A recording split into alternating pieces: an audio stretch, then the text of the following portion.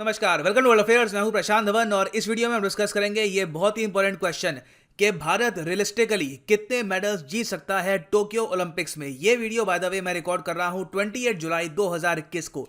अभी के लिए अगर हम देखें तो मेडल टैली ये आपके सामने है। जापान इस वक्त है टॉप पे with A total of 20 medal, जिनमें से 11 हैं गोल्ड। यूएसए सेकंड स्पॉट पे है और चाइना है यहाँ पे थर्ड स्पॉट पे। चौथे स्पॉट पे रशियन एथलीट्स हैं।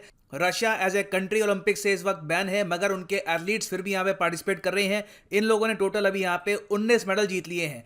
भारत को आप अगर देखो तो हम अब फिसल के आ चुके हैं 41 रैंक पे। हमारी रैंक लगातार इसलिए कर रही है क्योंकि बाकी कंट्रीज आगे निकल रही हैं, वो कुछ ना कुछ मेडल्स लगातार जीत रही हैं। हमारे पास अभी के लिए बस एक सिल्वर मेडल है, तो हम है इस वक्त रैंक 41 पर। मगर डिसअपॉइंट होने की अभी आवश्यकता नहीं है क्योंकि ये इवेंट शुरू हुआ था 23 जुलाई को और खत्म होगा 8 अगस्त 2021 को। और कई देश हैं जो इन ओलंपिक्स में हिस्ट्री रिकॉर्ड कर रहे हैं, जैसे फॉर एग्जांपल बर्म्यूडा, फिलीपींस। इन्होंने अपने इतिहास का पहला ओलंपिक गोल्ड मेडल जीता है इन टोक्यो ओलंपिक्स। उसके अलावा तुर्कमेनिस्तान ने तो अपनी एग्जिस्टेंस में पहली बार एक मेडल जीता है इन ओलंपिक्स। तो अभी बहुत से इवेंट्स होने बाकी हैं। और वैसे देखो, जब भी आपको कंपैरिजन करना है अपनी प्रोग्रेस का, तो खुद से कंपेयर करो, अपने अतीत से कंपेयर करो। तो अगर हम पास्ट में देखें तो 2016 के समर ओलंपिक्स में हमने जीते थे गिनती के 2 मेडल। 1.3 बिलियन पॉपुलेशन, गिनती के 2 ओलंपिक मेडल, उसमें से भी एक भी गोल्ड नहीं था। एक था सिल्वर, एक था ब्रॉन्ज। जो सिल्वर था ये जीता था पीवी सिंधु ने और ब्रॉन्ज जीता था साक्षी मलिक ने। उस टाइम भी आप अगर देखो तो हमारी फीमेल एथलीट्स हमारे लिए मेडल जीत के आई थी, और इस बार भी आप अगर देखो तो हमारा अकेला मेडल फीमेल एथलीट ही लेके आई हैं। मगर डेफिनेटली अच्छी न्यूज़ यहाँ पर यह है कि जो ब्राज़ील में ओलंपिक्स हुए थे 2016 के, उससे तो अच्छी परफॉर्मेंस दिखेगी। डेफिनेटली हम लोग यहाँ पर 2 से ज़्यादा मेडल तो जीतने ही वाले हैं ना। यहाँ पे आप पूछ सकते हैं ऑल राइट ठीक है, सो 2 से ऊपर मेडल आएंगे, मगर क्या ओवरऑल हमारी total medal tally double digit में आ सकती है? क्या हम यहाँ पर एक बार 10 मेडल जीत सकते हैं? Is it possible?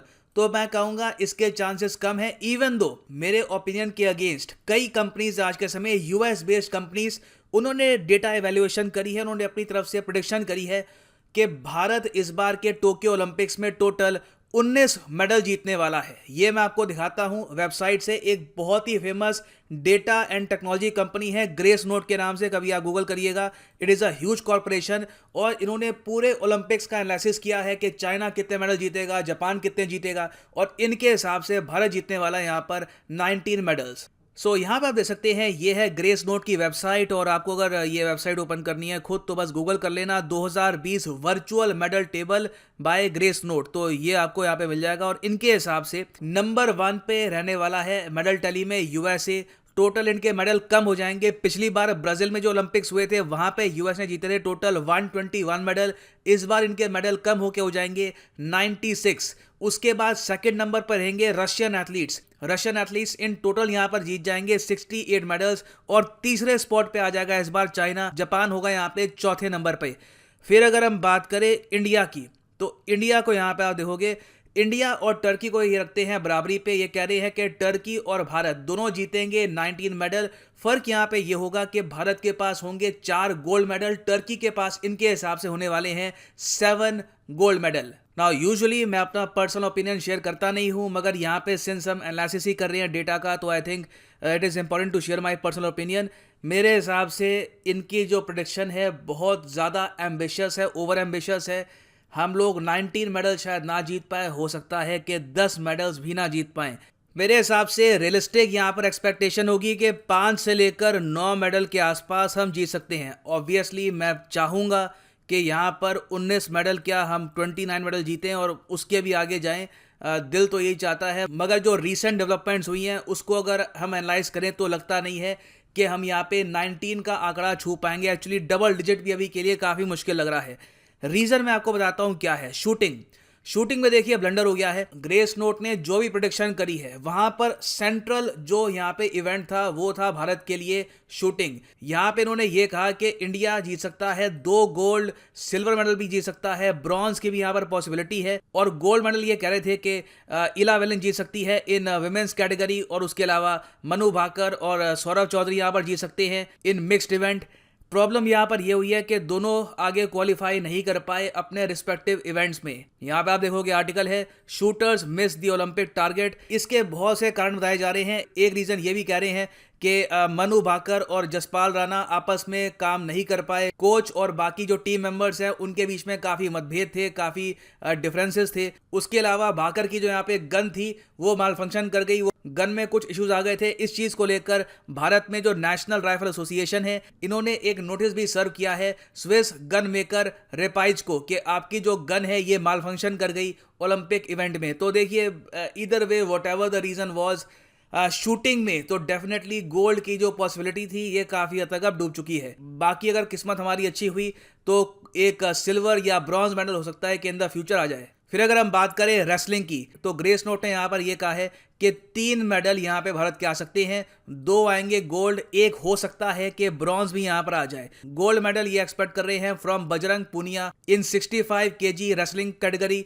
और Vinesh Phogat in women's freestyle wrestling 53 kg category. और बिल्कुल मैं कहूँगा इन दोनों से बहुत उम्मीदें हैं। 2 गोल्ड अगर भारत के आते हैं तो इन्हीं से आ सकते हैं और 2 गोल्ड अगर हमारे आ जाते हैं तो इंडिया अचानक से, मैं आपको बता रहा हूं कि टॉप 20 में भी पहुंच सकता है इन ओवरऑल मेडल टैली। मगर ये अकॉम्प्लिश करना आसान होगा नहीं, क्योंकि स्पेशली आप अगर देखो तो पोगट की जो मेन राइवल यहाँ पे रहने वाली है वो है जापान की मायू मुकाइदा। इन दोनों के बीच में पिछले जो 3 मैच हुए हैं तीनों यहाँ पर जीती हैं मायू मुकाइदा। तो आप कह सकते हैं इनके पास एक साइकोलॉजिकल एडवांटेज है। तो मैं कहूंगा एक पॉसिबिलिटी यहाँ पर यह भी है कि विनेश फोगट यहाँ पर सिल्वर ले आए और बजरंग पुनिया ले आए यहाँ पर गोल्ड। फिर अगर हम बात करें वेट लिफ्टिंग की तो ग्रेस नोट ने जो प्रेडिक्शन करी थी कि 1 मेडल आएगा सिल्वर मेडल, ये प्रेडिक्शन थी 100% करेक्ट, सिल्वर मेडल हमारा आ चुका है। फिर अगर हम बात करें हॉकी की, देखिए हॉकी को देख के बहुत खराब लगता है। एक दौर था 1948 से लेकर 1968 तक, उस वक्त फील्ड हॉकी में आप अगर देखो तो ओलंपिक्स में 2 ही कंट्रीज की डोमिनेशन थी, भारत और पाकिस्तान। किसी और कंट्री को गोल्ड की तरफ हम पहुंचने भी नहीं देते थे। आज के समय भारत भी काफी हद तक पिछड़ गया इस मामले में, पाकिस्तान और नीचे गिर चुका है। तो यहाँ पर देखिए ग्रेस नोट की प्रेडिक्शन है कि इंडियन हॉकी टीम यहाँ पर 5th स्पॉट पे आ पाएगी।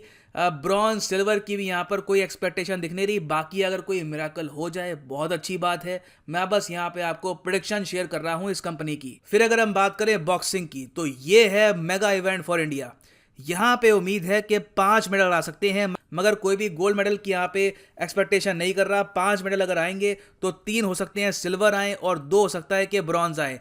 उम्मीद यहाँ पर यह है कि अमित पंघाल, मैरी कॉम, ये 2 एथलीट्स तो सिल्वर मेडल यहाँ पर जीती जाएंगे। मैरी कॉम मैं आपको ये बता दूं कि 2012 के लंदन ओलंपिक्स में ऑलरेडी ब्रॉन्ज मेडल जीत चुकी है। तो देखना यहाँ पर ये होगा कि जो ये 3 सिल्वर है और 2 ब्रॉन्ज मेडल है ये हम ला पाते हैं या फिर नहीं। फिर एक और बहुत ही इंपॉर्टेंट इवेंट है आर्चरी। यहाँ से उम्मीद हमको है 2 मेडल की, 1 सिल्वर 1 ब्रॉन्ज। सिल्वर मेडल हम यहाँ पे उम्मीद कर रहे हैं कि दीपिका कुमारी यहाँ पर लेके आएंगी, बट देखना होगा यहाँ पर कि इवेंचुअली होता क्या है। फिर बैडमिंटन में देखिए ग्रेस नोट की प्रेडिक्शन ये है कि पीवी सिंधु, जिन्होंने 2016 के ओलंपिक्स में सिल्वर मेडल जीता था, इस बार ये एक भी मेडल नहीं जीत पाएंगी। ये यहाँ पर आएंगी 4th पोजीशन पर, ये इनकी प्रेडिक्शन है। होपफुली मैं तो यही कहूंगा कि पीवी सिंधु यहाँ पर सिल्वर या ब्रॉन्ज मेडल फिर से जीत के लाएं देश के लिए। सो ओवरऑल एक रियलिस्टिक पॉसिबिलिटी यहाँ पर यही रहेगी कि 9 के आसपास या 8 या 9 के आसपास मेडल हमारे आ सकते हैं यहाँ पे। अगर हम डबल डिजिट तक पहुंच जाते हैं तो ये एक बहुत ही बड़ी अकॉम्प्लिशमेंट होगी for the entire country. I hope कि हम लोग डबल डिजिट तक पहुंच जाए। नाउ एक क्वेश्चन आप यहाँ पर यही पूछेंगे कि हम लोग क्या गलत कर रहे हैं। वैसे हमारे देश में कुछ कमी तो है नहीं, टैलेंट भरपूर है, एक बहुत बड़ी आबादी है, लोग पैशनेट भी हैं स्पोर्ट्स को लेकर, लोग पेट्रियाटिक भी हैं। यूएसए कैसे पहुंच जाता है 90 के ऊपर, ये मेडल कैसे ले आते हैं, हम लोग इतना पीछे क्यों रह जाते हैं। देखिए मैं आपको ये बताता हूँ, ओलंपिक्स में क्या है कि स्पोर्ट्स के हिसाब से मेडल्स बटे हुए हैं। कई स्पोर्ट्स हैं जहां पर बहुत सारे मेडल्स हैं जिन पे हम फोकस ही नहीं करते। अब जैसे टोक्यो 2020 ओलंपिक्स को आप अगर देखो तो टोटल यहां पर जीतने के लिए है 339 गोल्ड मेडल अक्रॉस 33 स्पोर्ट्स, और इनमें से सबसे ज़्यादा मेडल्स कहाँ पे आप जीत सकते हैं, ये आप जीत सकते हैं एक्वाटिक्स में, एथलेटिक्स में, साइकिलिंग में। ये ऐसी कैटेगरीज हैं जहाँ पे हम लोग अपने एथलीट्स भेजते ही नहीं हैं। आप अगर रेसलिंग को छोड़ दो, रेसलिंग में ठीक है हमारी काफ़ी पार्टिसिपेशन है, हमारे रेसलर्स, मैं कहूँगा इंडिया के wrestlers one of the best है इन द वर्ल्ड, मगर इसके अलावा जो बाकी हमारे टारगेट स्पोर्ट्स रहते हैं वहाँ पे गोल्ड मेडल जीतने के चांसेस ही इतने कम होते हैं। वहाँ पे आप अगर देखो इवेंट ही इतने कम है कि कंपटीशन बहुत ज़्यादा कट थ्रोट होता है और इसलिए काफ़ी बार हम मेडल से चूक जाते हैं। नीड यहाँ पर यह है कि रशिया, चाइना, यूएस की तरह इंडिया इन टॉप 3 स्पोर्ट्स को टारगेट करे। एक्वाटिक्स में क्या क्या आता है? प्राइमरली स्विमिंग के 49 इवेंट्स होते हैं यहाँ पर। Free style, back stroke, butterfly, individual medley, free style, relay, इतने सारे इवेंट्स हैं। मेन के इवेंट अलग है, फीमेल के इवेंट यहाँ पे अलग होते हैं। बहुत से मेडल्स यहाँ पे हम जीत सकते हैं, मगर पता नहीं क्यों मगर हम लोग यहाँ पे प्रॉपर स्विमर्स तैयार ही नहीं कर पा रहे। ये बहुत सैड है। नहीं तो मैं आपको ये बता दूं कि एक्वाटिक्स में ही हम आराम से 8 से लेकर 10 मेडल जीत सकते हैं। It is very much possible. अभी रिसेंटली आप अगर देखो तो तुनीसिया आपको पता होगा, अफ्रीका का देश है। वहां के एक स्विमर ने पूरी दुनिया को शॉक कर दिया एक ओलंपिक गोल्ड मेडल जीतकर। फिर एक और स्पोर्ट है एथलेटिक्स। इसमें टोटल 48 इवेंट्स होते हैं, जैसे कि track and field, road running, road walking. हमारा फोकस ही नहीं होता यहाँ पे। कुछ एथलीट्स हमारी हिस्ट्री में आए हैं, जैसे कि पीटी उषा है, मिल्खा सिंह है, मगर उनके बाद आप अगर देखो तो मेडल विनर हमने कोई प्रोड्यूस किया नहीं है।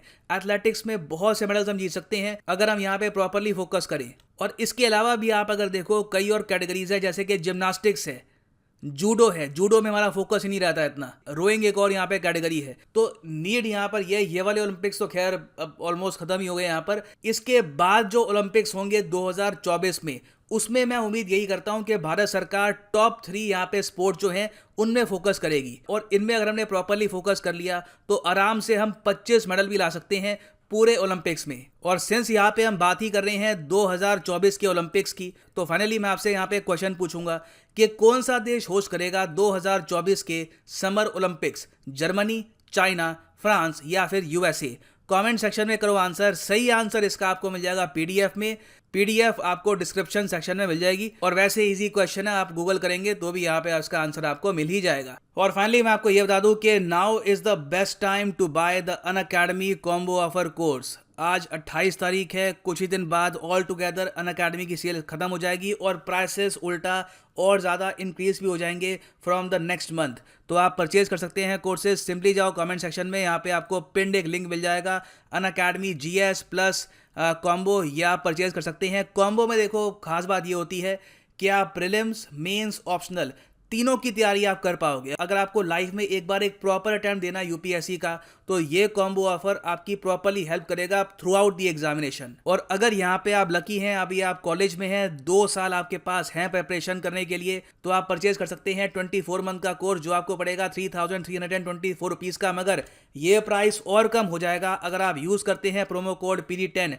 The prices will fall even more. और ऐसा नहीं है कि सिर्फ आपको यहाँ पर यही मिलेगा, इस कोर्स के साथ 10,000 रुपीज़ वर्थ टेस्ट सीरीज भी आपको मिलेगी और फिजिकल फॉर्म में बुक्स भी आपको मिलेगी, that will be delivered to your house. और जो लेक्चर्स हैं यहाँ पर, ये आप देख पाएंगे फ़ोन पे, टैबलेट पे, कंप्यूटर पे, wherever you want। तो सिंपली जाओ academy.com पे, use the code PD10 and start preparing for UPSC prelims, mains and optional with the combo pack. अलग अलग परचेज करोगे सारे कोर्सेज ये, तो वैसे ही आपको काफ़ी महंगे मिलेंगे। So I always recommend the combo pack. So इसी नोट के साथ ये है वीडियो का अंत। Thank you for listening and as always God bless you all.